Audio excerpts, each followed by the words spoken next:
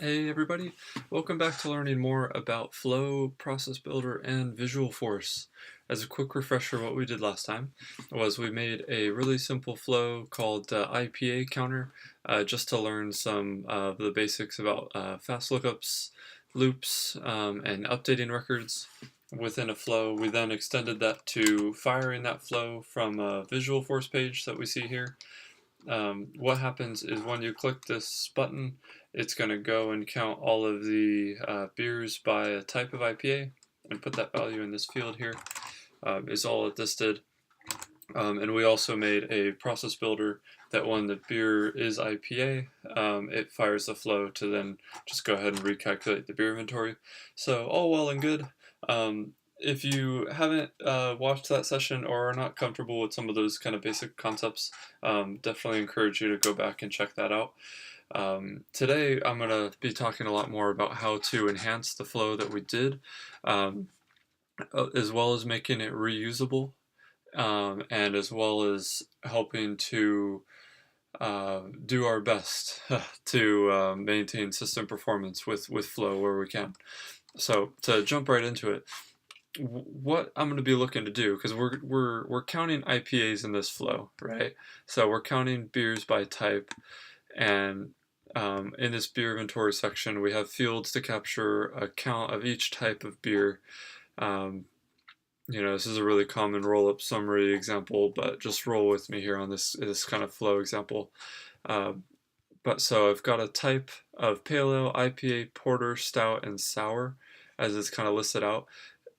What if we could reuse this flow to count just general beers by a certain type that we define, not in the flow, but maybe in like a master beer inventory counter flow that we make. Maybe we can then kick that off from the button here to count all of the beers at the same time and update all of the values at the same time. And what if, taking it another step further, this only updated when it needed to? So if, for instance, Deschutes only had 3 IPAs in the list of beers and we clicked the button, nothing would happen. And that is to help prevent future processes and triggers getting kicked off when record updates are executed that don't need to be. So those are the 3 kind of big goals that we're going to cover here. Jumping right into things, I'm going to start on my IPA counterflow. If I want to make this more reusable, where I'm first going to look is here in this fast lookup area. What it says is get IPAs, and it's a specific, lookup of beer based on the brewery ID that we're going to pass in, all the same, but it's a text field, just to enter text as IPA, which is our type. So that worked for our use case, but if we want to make this reusable, we need to change this up. Before I do that, I'm going to go ahead and show you a quick trick, which is how I would actually do this if I'm going to make a new flow from kind of what I'm starting with. If you click Save As, you can actually do Save As and then go to an entirely new flow itself. It's going to keep everything the same within the flow builder, but you can call it something new. So you can say like this is beer counter 2.0 or something, right? And just go ahead and save that as a new flow. It keeps everything the same. So you still have all of your same variables, all the same tiles, all that good stuff. So now that I've done a save as, I'm going to go ahead and start overwriting some stuff. So I'm going to say get beers, plural. Look up beers by the brewery ID still. Look up the type by a variable. How I did that, if you click into this box, click the down arrow, and then click right, and then down again, it's going to land you on the variable. That's a little muscle memory thing that I've keyed in. So this is variable type. It's just what we're going to call it, and we're not going to give it a default value. We're going to assign this a value from our master flow that we're going to make in a second here. So we're going to look up a beer based on it being at this brewery and of a certain type. You could technically get rid of this stuff down here. I'm just going to keep it for the sake of time. We're not going to reference it anywhere in here. And just like before, we're going to loop through these one at a time and count it each time. So instead of looping IPAs, just to keep my language the same, I'm going to say loop beers. I keep doing that. That's what I wanted to do. If you clear out this field and you tab back down into it, it's going to do the pre-fill thing, just like making a custom field. So it just saves you the typing. Just like before, we're just going to be incrementing a counter each time. This counter has a default value of 0, so it's going to add 1 to it each time that it goes through the loop. So 0 plus 1 is 1, now 1 plus 1 is 2, and so forth. At the end of the loop, instead of updating the brewery, we're just going to stop. We're just going to do nothing. And so this is all that our little beer counter 2.0 kind of utility flow is. That's all that it needs to do. In order to use this in another flow, we first need to activate it. But when I make master flows, or flows that call any other flows, really, I like to keep my variable names the same. Just because it helps when you're in the screen. I'll show you in a second. When you're passing things back and forth between flows, it's easy to find it if it's all labeled the same. So if you click Save As, and let's just do this again, new flow, and let's call it refresh beer inventory 2.0. I don't know where I'm getting the 2.0, but we'll just run with it for now. And we actually don't need any of this stuff. So just leave it like that, clear out the palette. It's going to give you a little activation warning saying you don't have a start item. That's all good. We'll add one later. That just means the flow doesn't know where to start, obviously, because there's nothing in the palette. So we've got this one that we're going to build on. Just go back to your list of flows first and go to beer counter 2.0 that we just made here and activate that. Gotta click the button and refreshed, and we're active. Cool. So coming back up to our flows and refresh beer inventory 2.0, you may see some of my other work in there, which is there so that it'll save you from having to watch me key in a bunch of this stuff a little bit later on, which I'll show you in a second. So we're now on to refresh beer inventory 2.0. We want to call that little beer counterflow that we made over and over so that it does the lookups for us, and we're just going to assign it the type. When I'm working with child flows like this, a lot of the time what I like to do, I'm going to go over to the flows again. I like to go and open that up in another window so that I can easily reference it, because the nature of flow is great that it's a drag and drop builder to do more sophisticated automation, but it is very hard to understand and really remember everything that it's doing because it's kind of caught up in these tiles here. So if, as I'm working with my master flow, I forget what this needs, you can click into it and see what it's doing so that you remember, oh yes, of course, I need to give it a brewery ID and a type in order for it to do the lookup correctly. So what we're going to do first is in the palette, if you start typing beer counter, it'll come up here. Or alternatively, you can scroll down and there's a list of flows that are here. And so I'm just going to grab beer counter 2.0 and drag it on here. I'm going to call it count pale ale, or pale ales, I guess, because we may get more of them. And what we're going to need to assign is we're going to need to assign the brewery ID, and we're going to need to assign the type. The type is one that you're just going to type in pale ale. You're going to type in whatever the type is right here based on the pick list values.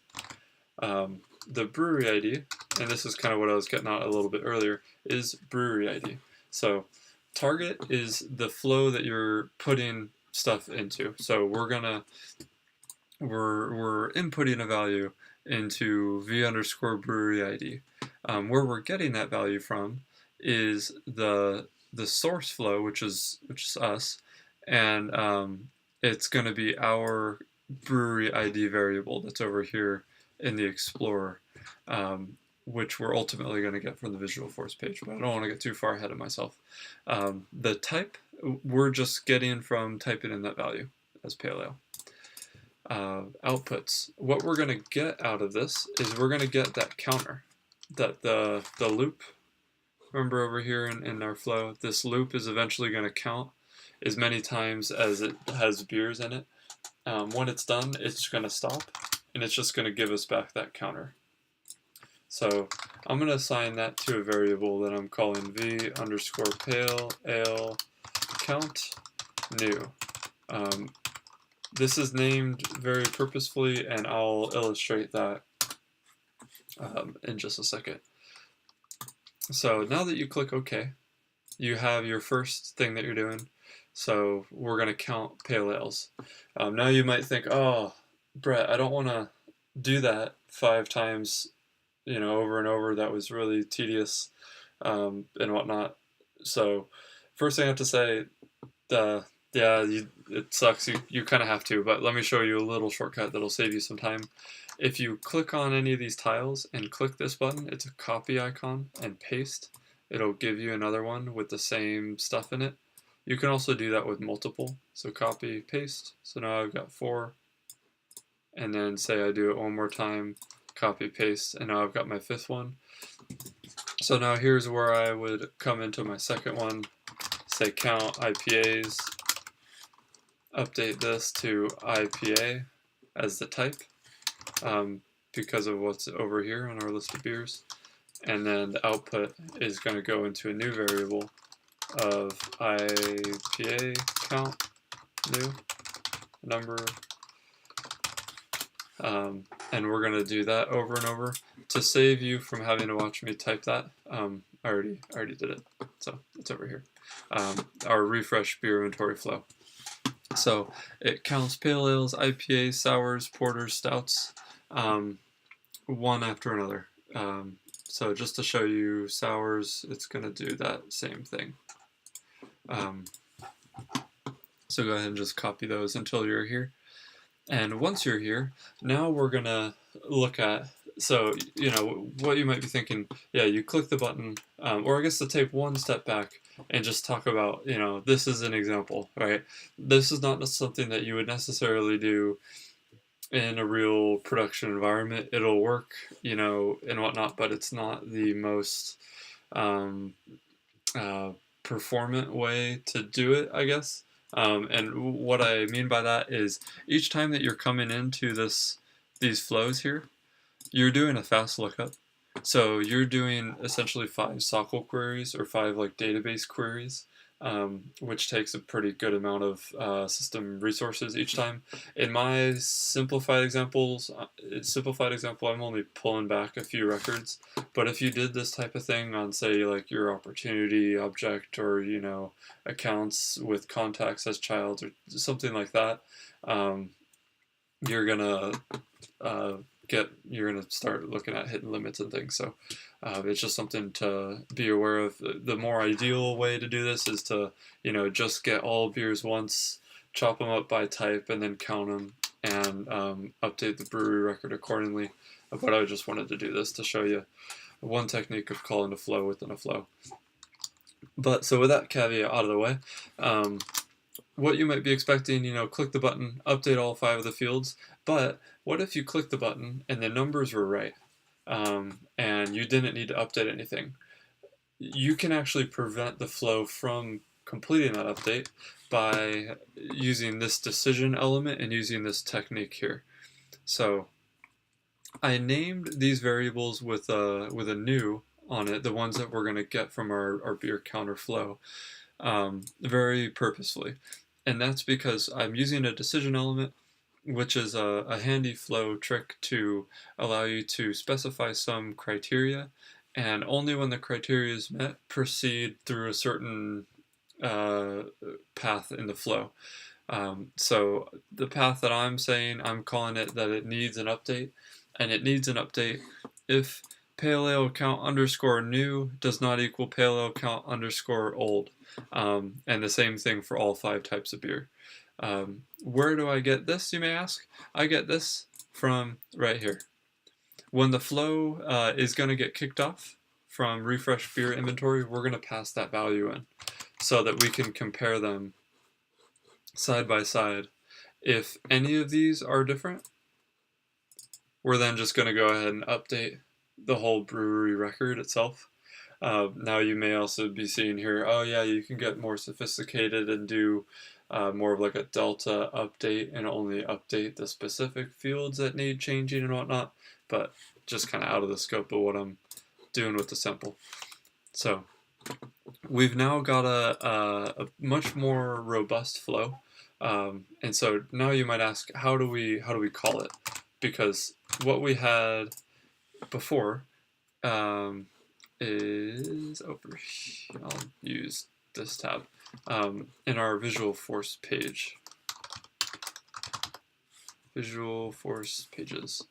Alrighty, and so we were using this fire IPA Counterflow in the past, which just used that IPA Counterflow that we made, passed in the brewery ID and counted things. So instead of that, what I want you to do is make a new visual force page that you're going to use to fire this new flow that we're making. That way you can keep both of them around and kind of look at the differences. If you hit the clone button, so I did that kind of quick, but I just pressed the clone button there on the top. It's going to do a kind of expected behavior. It's going to pull in the exact markup for the visual force page down here and keep the name the same. So just rename this to something like, fire refresh beer inventory 2.0 flow or something that makes sense to you.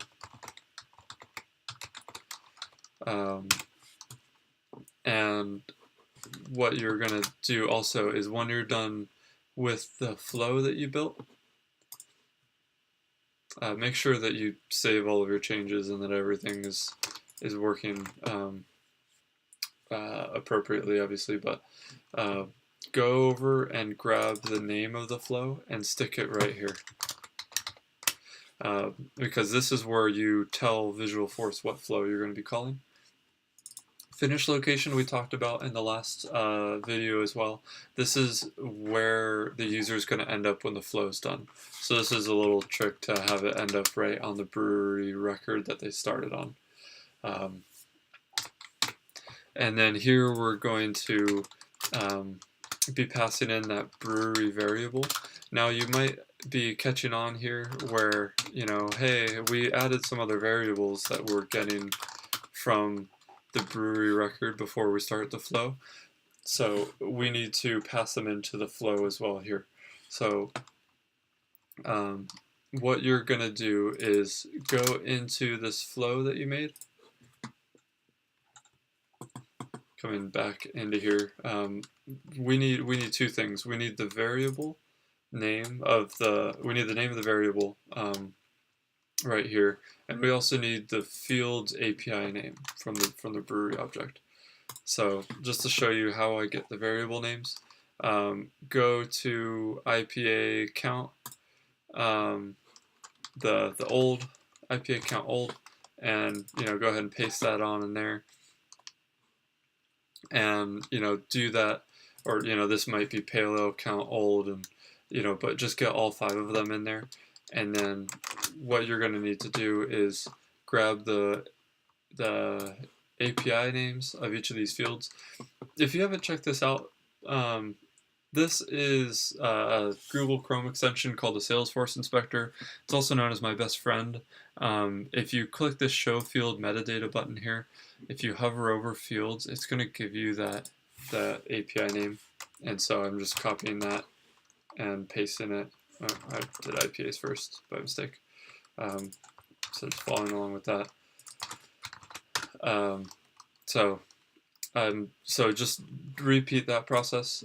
Again, just to help with time, I've done it already here. So this is what it should look like when you're all done.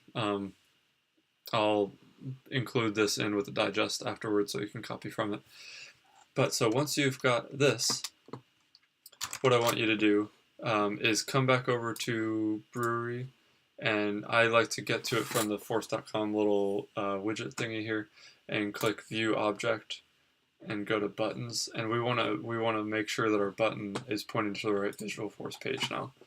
So if you click to edit this refresh beer inventory button, I've already changed this, but change it from fire IPA Counterflow to fire the new Visual Force page that you just made, and click the quick save button. Once you do that and your save successful, you're good to go. So the moment of truth as well too, if you have done that in a new tab and you come over here and click this refresh button, it's going to be the same thing that you just did, and that's because this is a static web page. So you changing that button behind the scenes didn't refresh the code that's behind this button already. You need to re-render the page entirely for that to fully take effect. But now clicking this button gives us a different result. So we click this button, and now we have, opening up my list here, we have 1 pale ale, 3 IPAs, porter, a couple stouts, and a sour. So our numbers are all right. Yay, that's all well and good. So that worked as expected. The other thing that we did in the last exercise, and I want to talk about it now before I get too far, is we fire this from Process Builder too. So when a beer is an IPA, do it. So I adjusted that as well, and now I've said when a beer has a type. So I like to use, I'm a really big fan of this function myself. Using the exclamation point is the same thing as not. So this says the first time that a beer has a type. So the first time that the type field, that since this is a pick list, we need to get the text value out of the pick list first. So the first time that the pick list text value is not equal to blank, aka it has a type, go ahead and refresh the beer inventory. And so doing this, I'm passing it the brewery ID. I'm also passing it the pale ale, IPA, sour, porter, and stout count old values by using what you can see here as beer.brewery.pale ales. That's using what's known as dot notation to reference across the object, kind of traversing that brewery lookup from the beer record to go up to the brewery and say, how many pale ales do you have? And then it puts that value in here. And then how many IPAs do you have? And puts that value in here. So that's what I'm doing. So I wanted to show, so I talked for long enough for this to no longer be a minute. So if I refresh the beer inventory again, I do indeed still have this at 7:06, and my clock says 7:08, although I don't think you can see that in my screen share. But if you try that at home, it should not be updating itself because the values are all the same. But so I want to test out that last process builder piece of it. So let's add a new beer from Deschutes. Let's add Red Chair. If you don't know Red Chair, Northwest Pale Ale, you should definitely check it out. It's more of a seasonal thing. But go ahead and just add any old beer and then click on Deschutes. And you do indeed now have 2 pale ales instead of the one that you previously had. Now it's been updated 7:08. And you can see all of the totals. So I hope that was helpful. Covered a few topics there, call-in flows within flows, flows from Visual Force and Process Builder, and all sorts of fun things. I'm going to package up the all of the config for this, including the flow and process builders that I'm using, so you can install it as an unmanaged package and use it right away, instead of having to kind of follow through the video. You'll get the config right out of the gate, so you can play around with it. Feel free to reach out to me if you have questions or you get stuck on any of this. Hit me up on Twitter or send me an email directly, whatever. But yeah, I hope that you enjoyed the video.